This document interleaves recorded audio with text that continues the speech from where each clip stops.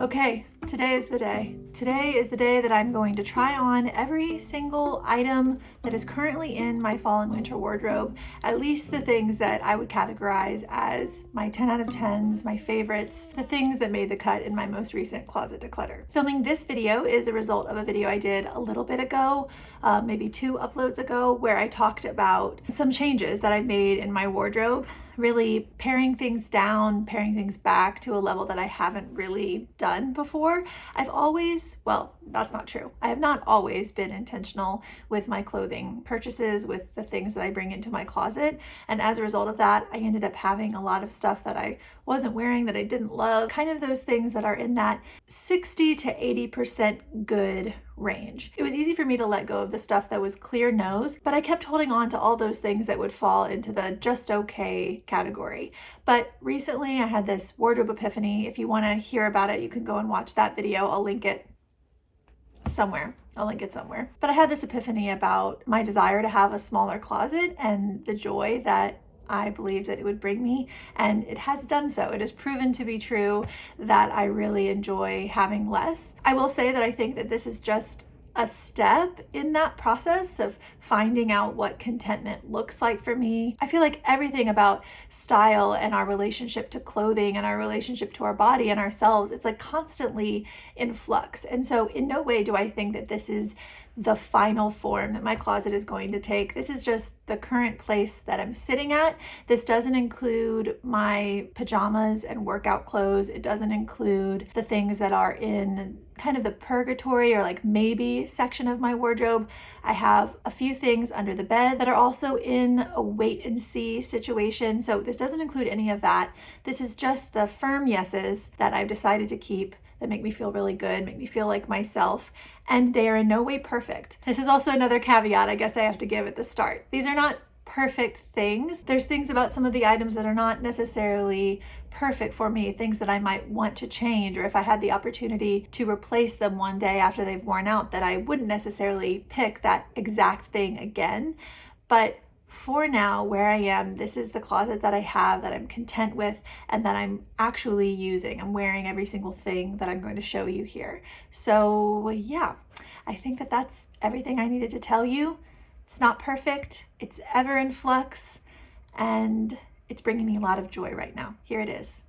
First of all, my PJs. Still wearing them. No way was I going to change for the intro of this video, only then to change 1,000 more times. So yeah, here's my wardrobe as it currently stands, full of my favorite things. Oh, I also did want to say that the lines between my spring and summer warm weather clothing and my fall and winter clothing are very blurred. So some of the stuff that I'm going to show here, tank tops and t-shirts, also would fall into my spring and summer closet. And then I'm making the choice not to show any of my dresses, just because the majority of the wear that I get out of those is in the summer months. So they're really summer items to me, even though occasionally I'll grab one and layer it up with a sweater. Okay, let's get going. No way am I taking off my Fitbit. I'm gonna get every step that this is gonna involve, this process, every step, every active minute is gonna be logged, because if it's not logged, does it even count? Am I right, ladies? Am I right, Fitbit wearers? Am I right, friends of the internet? Okay, all right. Now I'm just procrastinating. Also, I just moved this armchair and found an old apple. So tell me you have a toddler without telling me you have a toddler. Okay.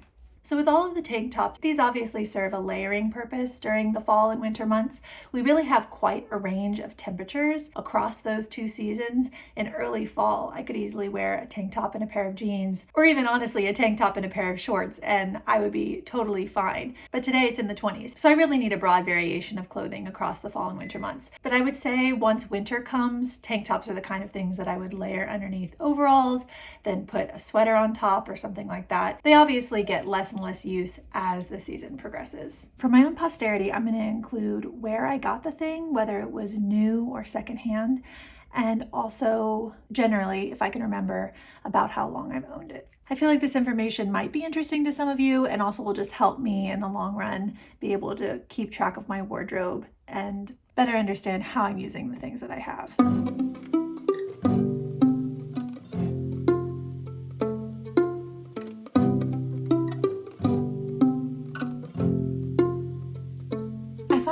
my clothes are on a spectrum from love, I will never get rid of you, you are the most nostalgic, amazing piece, even once you were threadbare and holy, I will still keep you in a keepsake chest in my attic, to, you're just all right. And so I'd say even within the stuff that I'm showing you guys today, there's a little bit of everything all across that spectrum. I feel like one of the things that I've learned as I've gotten older is that, like I mentioned before, my relationship with my closet, my relationship with my body, my relationship with each item of clothing that I own is exactly that. It's a relationship. So there are ebbs and flows. I mean, it's not that deep, it's not that deep, but that's the best analogy I can come up with how I relate to it. It's not a stagnant thing, I guess is what I'm trying to get at. I might love a certain item today. It might be the perfect 10 out of 10 piece, and then something might shift over the next year, and I may not feel that way about that same item come next winter.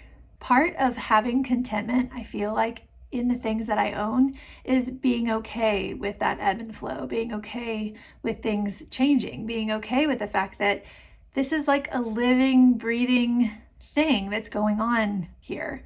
It's my life. It's one aspect of my life, which is constantly changing as I change. So I guess what I'm getting at is I'm learning to be okay with the fact that my relationship with my closet, my relationship with consumption, it's not necessarily black and white. There's a lot of gray there. There's a lot of middle. And previously, my hunger, my desire, my insistence that something be black or white, that my closet exists in some sort of state of certainty, that really robbed me of the ability to be content in the middle, to be content before I felt that certainty, before I had achieved any of the sort of goals or aims that I had for my closet. My happiness was contingent on me feeling done, on things being picture perfect, on there being this black and whiteness, this certainty. But the reality is, it's moving and shifting and changing all the time. It's alive because I'm alive, and there is no stagnancy here. And the more that I've come to accept that, the more I've even come to enjoy that, the more I've come to enjoy my closet, the more I've come to enjoy getting dressed in the morning, the more I've come to enjoy owning clothing and expressing myself in that way. And also, the more I've come to enjoy the days when I don't really feel like doing that. The days that I just want to sit around in my pajamas or be a bit of a potato. That's okay too, because it's not either or, it's both and. And that is a wonderful conclusion to live in.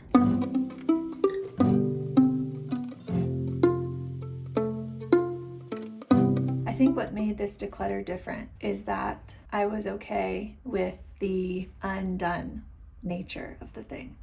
I was okay with it being kind of in a constant middle. I chose for it to be okay. I'm allowing it to be okay, because no one is out there saying to you, you need to have a perfect closet. Truly, truly, truly. I mean, there might be a magazine article now and then, but there is no one out there telling us that we have to have a perfect closet, insisting that we have to have a perfect closet the way that we are to ourselves. There's no one who does it more than us. Yes, there are societal factors. Yes, there are magazines and influencers and stuff like that, but we are the driving force behind that feeling that we have, that fear that we're never going to measure up in this way, that if we don't go after this thing and achieve it, if we don't have this certainty and security in our lives in this way and 1,000 other ways, that something horrible is going to go wrong, that it says something horrible about us. We are the driving force behind that feeling. That is sad in certain ways, but it is also deliciously hopeful, because it means that it is in our power to stop it. It is within our power to put an end to that narrative and to write a different story and say, enough is enough. You are allowed. I'm giving you permission to be content with what you have, at least for today, at least for this moment.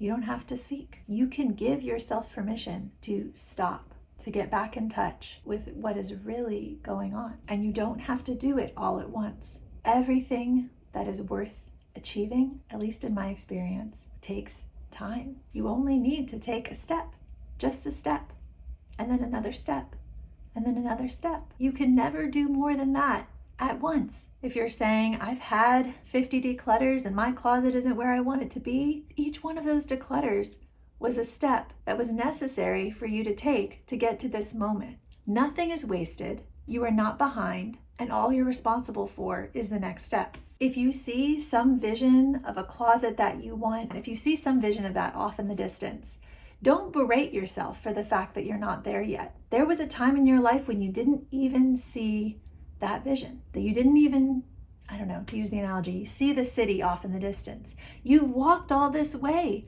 to get to this point. The city is in sight. It wasn't even in sight before. The steps that you took were necessary to get to where you are now. Every single declutter, every single piece of clothing that you've held up and said, do I like this? Do I not like this? Every single thing that you've let go, given to a friend, tucked back into your closet, all of that is part of it. It's not failing. There's no failing because it's all middle. It's all middle. It's all gray. It's all ebb and flow and life and changing and moving, and it's all middle. So you can't fail. Some of you might be coming to this video looking for inspiration on what to purchase for your own wardrobe. I know that has been me on innumerable occasions, but I just wanted to say something really clearly right off the bat. There's hardly been anything that I have purchased as a result of that search that has brought me the satisfaction that I thought that it would. I would go to these videos, these closet tours, or I would find inspiration on a TV show or on Instagram or something like that. And I would think that purchasing the things that I saw would give me the same feeling. But I think what I've come to realize over the past few years is that the thing that I've been inspired by in those images or TV shows or on those accounts is the confidence that I feel that person is exuding. It's this complete picture, and you can only see so much in an Instagram post or a Pinterest pin or even on a TV show. You only kind of get a glimpse into another person's life. You don't see that same influencer sitting on their couch till 2 a.m. looking for the next best thing, trying to buy another sweater and another pair of pants and top off their wardrobe and make it all perfect, make it all certain. You don't see any of that uncertainty that they might be actually feeling. All you see is the confidence and the certainty and the perceived security that's being exuded through a certain image. I guess I just want you to know that anything that you perceive here that seems desirable, it doesn't come from having these particular things. It comes from loving what you have and staying where you are and being present in your life, because that is what has led me to have a closet that I love. It's the ability to be okay in the middle when things are messy or unclear or uncertain. Any sort of chasing after certainty and perfection that I've done has only led to more pain and more numbness and more distraction, not certainty and security and hope. That's for sure. It's only when I've stopped, waited, gave myself some breathing room that I found the ability to say, hey, my closet's not so bad after all.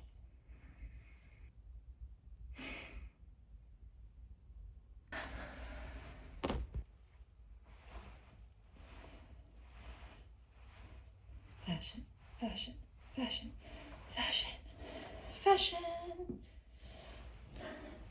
fashion, fashion. Looking at everything underneath this chair. There was an apple core, crayon, piece of shell, magnetiles, a dead bee.